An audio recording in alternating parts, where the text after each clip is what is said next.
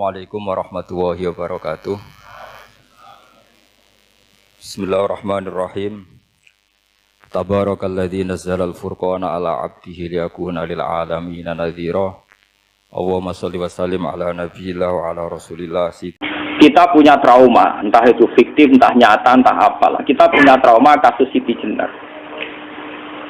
Orang yang mendalami la ilaha illallah secara intensif, ya, entah itu disebut kalimat sodo, bosuluk, boseloko, mbah kono pokoknya. Orang yang memahami la ilaha illallah secara intensif, itu pasti menuju ilmu hakikat. Dan menuju ilmu hakikat pasti ngalami hakikat yang khoyali. Ini ruang tenan iki. Hakikat yang nopo? Khoyali. Dan hakikat yang khoyali ini mulai menipu. Ya, kalau sudah begitu ruwet. Misalnya ngeten nggih. Ketika kula maca nggih diskusi ini utai perdebatannya Kalijaga mbek Siti Jenar. Saat itu ada Sunan Bonang juga. Kamu sujud pakai apa Kalijaga? Ya pakai jasad. Dari Siti Jenar, daging kamu itu hanya onggokan daging. Nanti itu jadi bangkai. Dan setelah jadi bangkai itu habis. Kamu nanti ditulis Tuhan tidak termasuk yang sujud. Kebuat yang mbok sujud itu bentek. Mikir kan juga. Rugi ke sujud be bathuk be tangan. Jasad tem sampean ku entek. Ora ono sing crito kowe nak sujud mergo jasad itu mau sampean dadi bang. Lah nek ngono sujud ning hakikat ora usah bathuk, ora usah tangan, ora usah sikil, yo rohom iku lho kon sujud mbek pangeran. Nek sujud mbek fisik ku rugi wong fisik sobanan. Mikir kali itu. Wong bolak-balik kali Joko ku mantan wali preman terus jadi debat pusing. Siti Jenar tahu belajar tak tahu ning Irak. Sing jelas sing mulang gak sadem ora menangis. Wah, ini menjadi perdebatan. Sehingga keyakinannya kayak Siti Jenar, la ilaha illallah itu ya wahdatul wujud itu, innalillahi wa inna ilaihi. Selama ini kalau orang syariat misalnya, orang syariat itu kalau ada orang mati, misalnya Kak Ruhin mati, aku kan muni innalillahi wa inna ilaihi raji'un, saiki Ruhin wis mate. Mate itu balik ning penge. Itu cara wong hakikat kan salah besar. Orang mati itu tidak ada, cara ilmu hakikat dan orang mati itu tidak ada. Roh ini tersiksa di alam fisik. Jadi ruh ini tersiksa di alam fisik. Karena ketemu ning jasade ruh. Tersiksa itu. Akhirnya apa mangane kudu kerja piring Jepang tersiksa roh. Asal roti memang tersiksa. Misalnya kiai pemangane dadak kudu pidato 2 jam bareng tersiksa. Roh kenapa? Tersiksa. Mergo roh ora butuh mangan, ora butuh ngombe, tapi gara-gara melok fisik. Paham ya? Loh, ini tenang dia marai ya bener. Lah kula boten. Zaman betul lho guru waras maksudnya nggih. Artinya waras secara akademik karena ada referensi, ada marojek nggih. Waras secara hakikat. Kula niku umpama rasake sampean wis ilmu hakikat. Artinya saya juga ngalami ilmu hakikat. Lan ketika ini sekarang hikam wong ora tau mukasafah ora usah jadi ulama. Entah sekian detik ulama itu harus pernah mukasafah. Biar merasakan ilmu nopo ada. Tapi ilmu hakikat itu bisa dilogikakan sebelum sampai secara musyahadah. Paling enggak bisa sampai secara logika. Manusia itu mulai Nabi Adam sampai sekarang itu kan punya roh dan roh itu tidak makhluk. Ya, roh itu tidak makhluk. Ketika roh itu diletakkan di jasad dia itu tersiksa. Karena ketika dia ke jasad fisik namanya mengalami keterpisahan dengan yang abadi. Dia ini ning jasad fisik tersiksa. Karena dia harus di alam yang kasat mata, alam mulki. Tersiksa.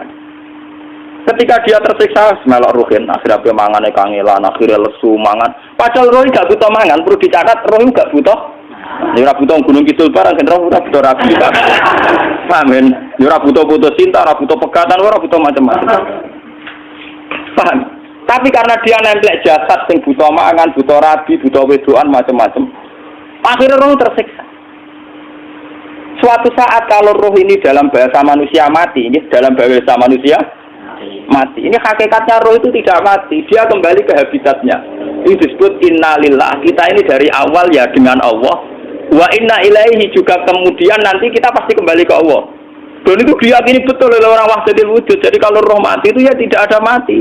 Roh sekarang itu kembali karena sudah lama mengalami keterpisahan mergo melok fisik-fisik dari ono kerja dasinan Ono nggo proposal ruwet to roh melok. Paham itu? Kita di roh napa melok ruwet. Lah roh ya tersiksa ngaku ra butuh mangan ya ra butuh proposal bocah ngalor. Itu tersiksa.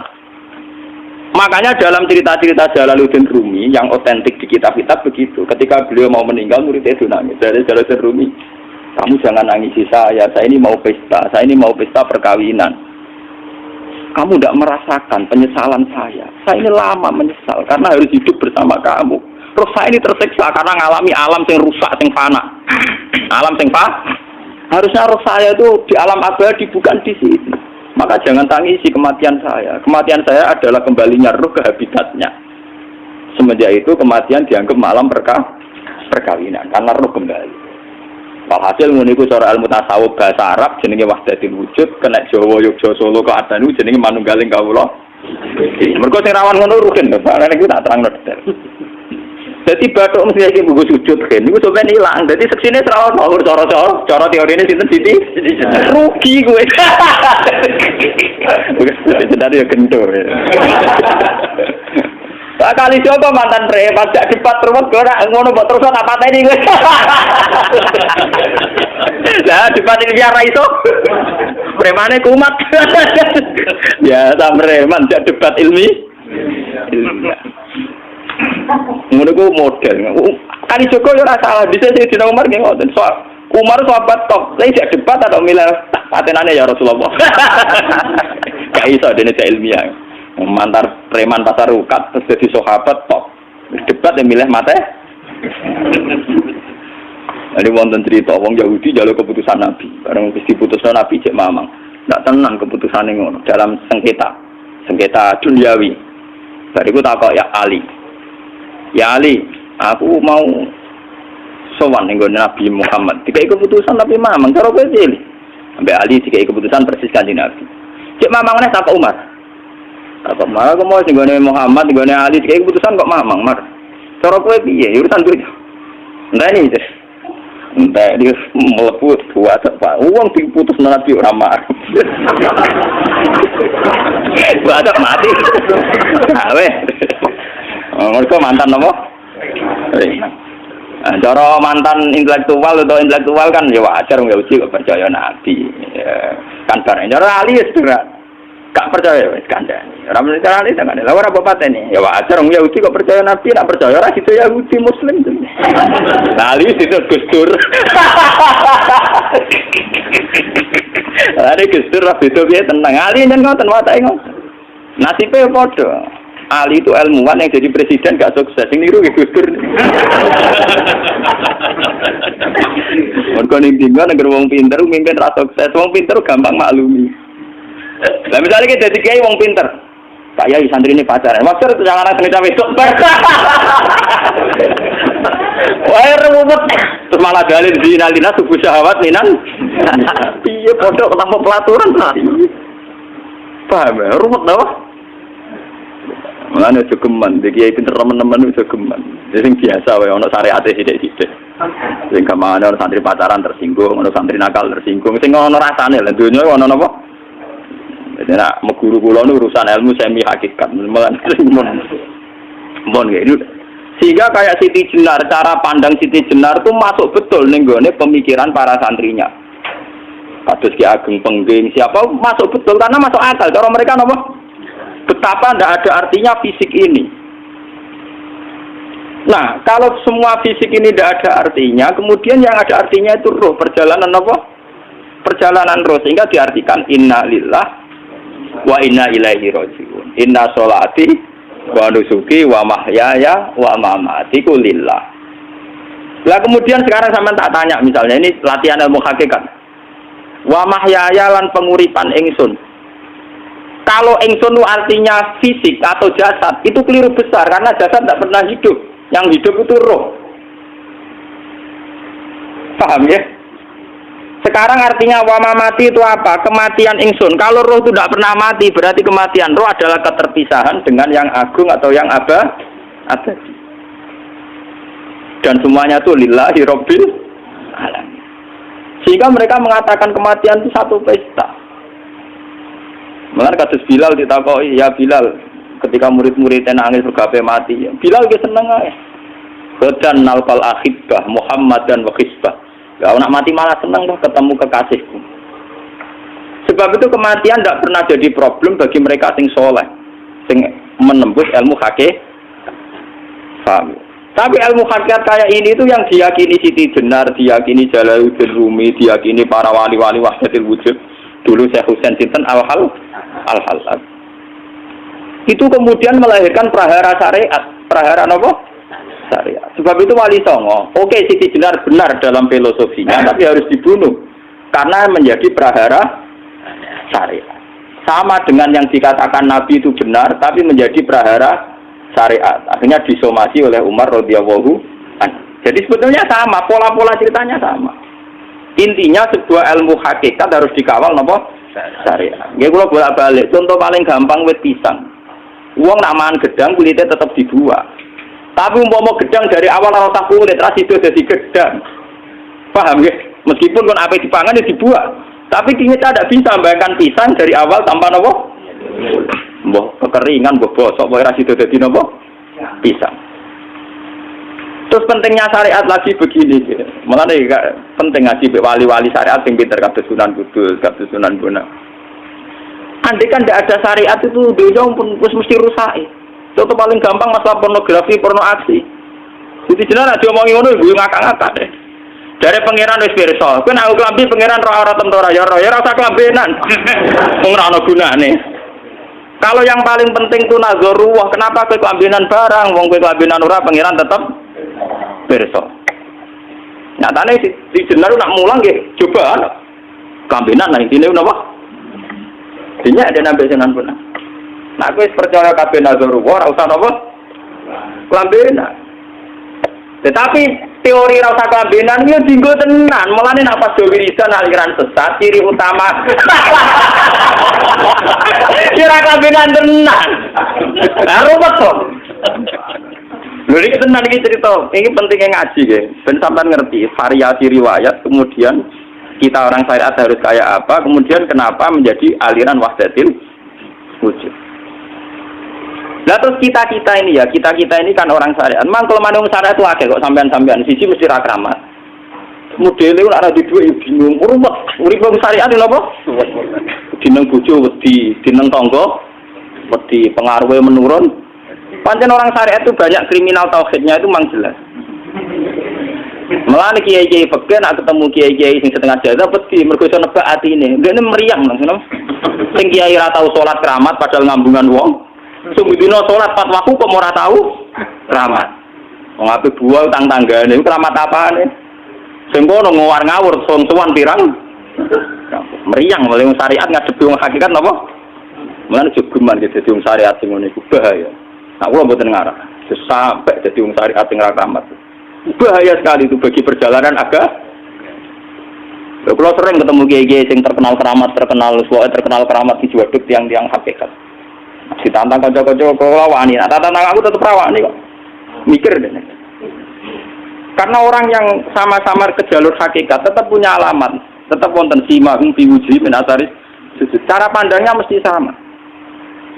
Kalau nanti ketemu murid, ya artinya yang ikut aliran Siti Jenar, dia ada sholat, ada apa, hidup di satu tempat gitu. Padahal dia bisa baca Ihya. Dulu pernah mondok di Mekah, pernah di Irak.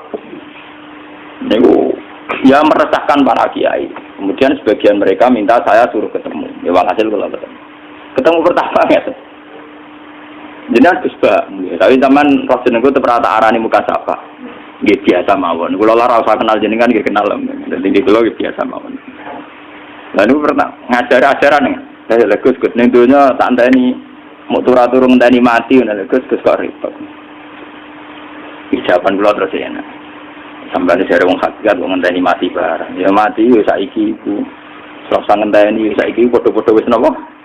Wis mati. Ya saiki wis padha-padha wis urip. Wis padha kabeh. Nah cara ilmu hakikat itu kan terus sama semua. Napa? Sama semua. Tadi makanya itu tadi. Kalau baleni malih, logika hakikat itu begitu ya. Roh itu ditiupkan oleh Tuhan ke kita. Kemudian roh karena ikut alam fisik, alam jasad, roh ngalami yang kita alami. Nggih. Ketika roh ngalami yang kita alami, dia tersiksa. Nah, ketika roh sudah terpisah dari jasad yang mengekang, yang memenjara ini, dia senang terus kembali ke Tuhan. Ini disebut inna lillahi wa inna ilaihi.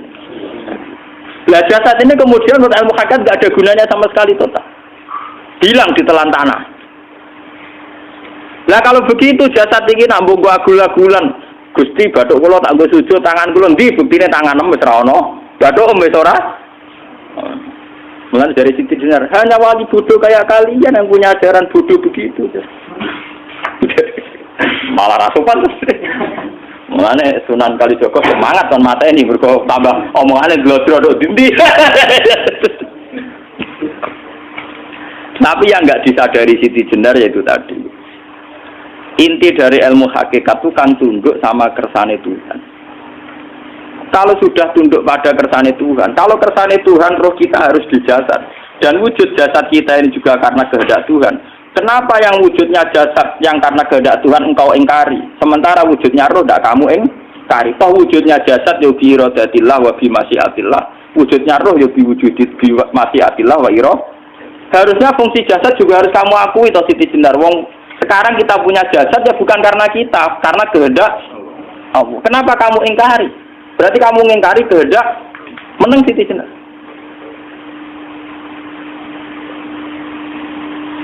Makanya hakikat yang pertama saya itu pasti khayal. Lah Siti Jenar itu hakikatnya baru yang sampai khayal itu. Sehingga dia tersesat. Sebetulnya kalau sudah hakikat beneran itu tidak perlu khayal begitu. Artinya tidak perlu khayal jasad kita sing senajan ora ana gunane ini. Tetap piye wae wujudnya karena kehendak Allah. Juga kita harus terima. Apapun kekurangannya, apapun kenaifannya, ironisnya harus kita terima. Ini sebagai bentuk penerimaan kita pada masyiatil. Begitu juga keadaan roh kita sebagai penerimaan atas masyiatil. Meskipun ada teori-teori roh yang lebih valid. Lebih valid misalnya begini. Kanjeng Nabi itu suatu saat ininya terputus karena perang Uhud. Itu Kanjeng Nabi dolanan drijine ini. Napa cara niki napa jari jemari ini Nabi putus. Iki dolanan. Jadi Nabi sendiri kadang sering ngajarkan ilmu hakikat. Hal lagi illa usbun udmiyat wa fi sabilillahi ma lafitu. Kowe ora trimo fisik, bentuk fisik jari jemari sing ditetir berdarah. Tapi nak kowe wis fi sabilillah ayo wis balik ning habitatem. Sehingga kenapa para sahabat itu ketika dicincang, ketika putus tangannya, putus kakinya, sahabat yang usul ke ilmu hakikat itu malah senang. Karena jasad kita ini kan ila sabilillah menuju jalan Tuhan. Sekali dia sudah terluka fisabilillah itu sudah menemukan formatnya. Cara teori Cina sudah menemukan formasinya. Paham gitu? Orang kok malah ngeluh itu berarti goblok. Paham no? Paham kenapa?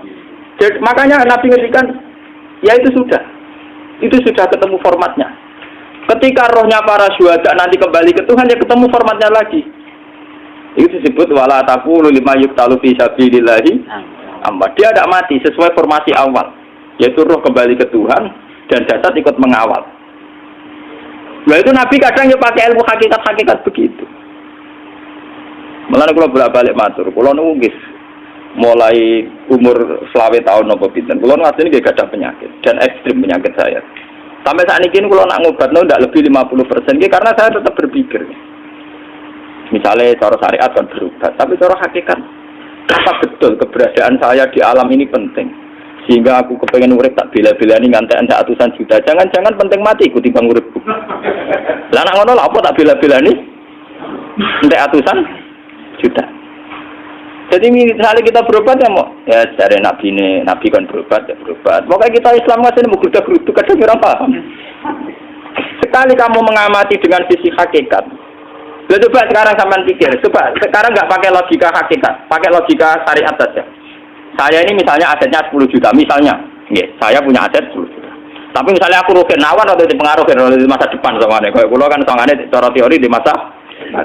Misalnya pulau ruhin, artinya kere di duit 10 juta aset. Tujuan saya sembuh kan supaya aku iso sembuh sehat, engkau iso kerja untuk anak. Tapi karena saya sakit nanti operasi tidak 10 juta. Operasi tidak 10 juta. Wong aku repair mesti iso marisi anak. Apa mana nak duit 10 juta, tak ada gue berobat, malah jelas ra iso marisi. Lah nak ngono penting matiku ya dibagi 10 juta. Karuan iso diwaris langsung. Sementara anak aku mari dibiayai 10 juta, rong mesti mari 10 juta mesti entek. Artinya tidak ada jaminan kalau berobat itu secara visi ke depan lebih baik. Soalnya malah ngentekno donya, enggak jelas akibat positifnya. Misalnya tetap lumpuh, duit entek. Teori loh, Bapak, artinya apa? Teori hakikat tetap lebih benar bahwa hidup itu tidak ada artinya, semua itu tidak ada artinya. Berobat apa enggak berobat semuanya tidak ada arti. Teori loh gini. Sehingga kalau kita tengah-tengah aja tengah-tengah, kasus kula misalnya loro nggih berobat. Gusti separuh kula nglakoni syariat, tapi sebagai kula ulama fikih nggih separuh kula lakoni napa? Jadi kula tetep mboten ngarah obat 100%. Tapi orang ngarah berobat wong kula tiyang napa? Syariat. Tapi memang faktanya itu begitu. Cara Kanjeng Nabi kadang Kanjeng Nabi berobat. Kadang Kanjeng Nabi wis nikine tercincang gede guyon. Wah lagi illa usbuun utwiyat ora kok driji sing gak melok-melok. Nah, bukti bahwa jasad itu begitu tidak penting. Kayak Sayyid Hamzah. Menurut Sayyid Hamzah nganggep wahyu bentone ra karuan. Kalau teori Siti Jenar itu benar, teori Jalaluddin Rumi benar teorinya lho, ora kok ra salate lho nggih. Maksudnya kok nganut ra salate. Benar cara analisis roh. Ketika Sayyid Hamzah dinyatakan mati oleh manusia, oleh hukum manusia dinyatakan mati karena dia sudah tidak bergerak. Dalam teori hakikat kan rohnya Sayyid Hamzah sudah fi khawasili tuyurin khudrin. Rohnya sudah diambil Tuhan, tidak mati. Paham ya? Ketika rohnya Sayyid Hamzah sudah diambil, jasad ini sudah tidak punya rasa. Sekarang secara syariat kasat mata kita tahu, wong jasad nak diinfus, di sayat-sayat dioperasi ora kroso. Apa meneh saiki ruhe wis bisa. Lah ya jasad itu cek gampange, dioperasi dibius saja terus tidak kerasa. Apalagi rohnya sudah diambil. Nah saiki bayangkan, ketika Sayyid Hamzah itu sudah di atas, niku kira-kira delok wahsi ra wong bentuk. Lho wong kok baca igabus. Ketika jasad benar-benar tidak penting, kemudian jasadnya Sayyid Hamzah kan dicincang oleh wahsi. Ketika rohnya sudah diambil kan Hamzah tidak merasakan. Berarti Sayyid Hamzah guyu-guyu wahsi. Wahsi cek bentuk nih gabus dicincang. Paham ya? Lho ini tenang. Artinya ketika pandangan manusia iba kepada Sayyid Hamzah karena dicincang, dimutilasi oleh wahsi tidak ngalami Pak Sinten, Sayyid Hamzah tidak ngalami apa-apa karena rohnya sudah bersama Tuhan. Dan iso wae Sayyid Hamzah malah guyu-guyu wahsi. Cek gobloke. Gabus kok dicincang. Lah nak ngono rak mirip, makanya nggih. Dalam hal ini itu dalam teori roh itu sebetulnya Siti Jenar tidak sesat dalam teori roh. Tapi jangan katakan itu penemuannya Siti Jenar. Siti Jenar itu terlambat. Sebelum itu ada Husain Al-Khallas, sebelum itu ada Jalaluddin Rumi, sebelum itu juga ada sahabat, ada nabi. Cuma cara aplikasinya Siti Jenar melenceng. Jadi jangan katakan kok tak kampus-kampus, itu pendapat Siti Jenar itu malah goblok meneng. Siti Jenar itu sanut, paham nggih maksud apa?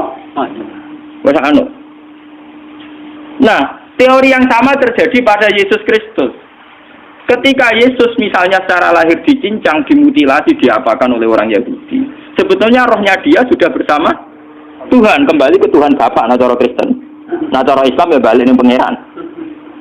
Andaikan itu iya, itu ya ada masalah karena hakikatnya dia tidak dicincang, tidak dibunuh. Andaikan iya lah, tentu menurut Islam yang dibunuh Yudas atau siapa itu yang masuk piala. Tapi sama sebetulnya teorinya sama. Kalaupun iya ada masalah. Oke, kalau misalnya Nabi Isa karena ada kontroversi menyangkut dia atau Yudas. Sekarang yang Zakaria dan ya Zakaria itu dicincang betul oleh orang Yahudi, matinya dimutilasi. Tapi dia tidak apa-apa. Karena ketika beliau dicincang, rohnya sudah diambil. Ini rumah tenan kan, bener untuk kendel mati paham kan ya. Jadi maksudnya ini kalau ajari, nak mati itu tidak problem. Ini kalau urip mesti loh. Nah ini bersamaan paham ya. Kaitan la ilaha illallah ini nanti semuanya sama kaitan sama apa? La ilaha illallah. Ini nanti ujungnya sama dengan la ilaha illallah. Begitu juga seterusnya. Misalnya Yahya kalian sinten? Zakaria. Ketika Tuhan ditanya, jadi tenggene alam malakut pengiran ditakok, ya Allah, Yahya dan Zakaria itu kan hamba pilihan engkau. Ketika dicincang kok jenengan biarkan. Endi Yahya Zakaria dicincang? aku iku ora goblok dari pengiran. Sedurunge dekne dicincang jasate ruhe tak jupuk. Dadi dekne ora krasa blas. Begitu juga yang tafsir-tafsir sama lihat wa Maryama. Sayyidah Maryam yang istrinya Fir'aun. Itu kan dia iman sama Nabi Musa Asiyah, Asiyah imro'ati napa? Fir'aun. Asiyah imro'ati Fir'aun, ya. Itu kan dihukum oleh Fir'aun. Ketika mau ditumpahi napa? Batu besar. Iku Allah ketika di pangeran, ya malaikal mauti, cepat ambil rohnya sebelum dihunjami batu besar. Terus rohnya diambil. Sebab itu dalam hukum Tuhan, Tuhan itu tidak merasa bahwa Tuhan membiarkan Asiyah, membiarkan Hamzah, membiarkan Yahya, membiarkan Zakaria. Dalam hukum Tuhan semua orang ini roh-roh terhormat. Akhirnya nak anggo teori iki sing nyincang malah goblok wong gabus goblok cincang ngono. Nak anggo teori iki malah berbalik, sing goblok sing nyincang. Paham? Yo jeneng koso sebab sampean kiaskan saja. Wong dibius wae disayat-sayat gak kroso. Kaya apa nak ruhe bener-bener wis tercabut terpisah. Rasane nang ndi? Iku sing disebut wala taqulu limayuk talu fi sabilillah napa? Lah kemudian roh ini kemana? Nah, roh itu sudah menyatu dengan kalimat tauhid. Mesti roh itu bersaksi la ilaha illallah. Itu sing disebut ning alam roh ketika Allah tanya alastu bi rabbikum mesti qalu bala. Mesti mereka jawabnya apa? Bala. Karena alam roh tentu lebih mudah bersaksi akan keberhadiran dan keeksistensi Tuhan Allah Subhanahu wa taala. Paham ya, ini zaman penting. Nah, ketika kalimat tauhid sudah menyatu kayak begini, itu mesti kalimat tauhid sing mesti langsung untuk swarga. Itu dimaksud Nabi mustaiqinan biha qalbu mukhlishon biha qalbu. Ati itu qalbu kan nggak bisa kamu artikan jantung atau liver kayak teori modern sekarang. Misalnya qalbun itu apa? Jadi kiai qalbun itu jantung. Nah, ngono beda mek liver. Lah liver apa kabidun niku akal-akalan aja padha ora paham. Bahasa kolbun, fikrun, aklun itu sesuatu yang misteri. Roh ini kemudian dengan kalimat tauhid sudah menyatu disebut mukhlishon biha qalbu. Ada tingkat kemurnian hubungan roh dengan kalimat tauhid. Lah kalau begitu pasti dakhalal jannah. Karena tidak mungkin kalimat tauhid kok di neraka. Lah ini ngomong masalah-masalah hakikat. Wong sing gak tahu petualangan hakikat, momennya sing sering bingung bakas duit, bayar kredit, utang jatuh tempo. Ora usah melok mikir, utek temu entek go mikir dulu.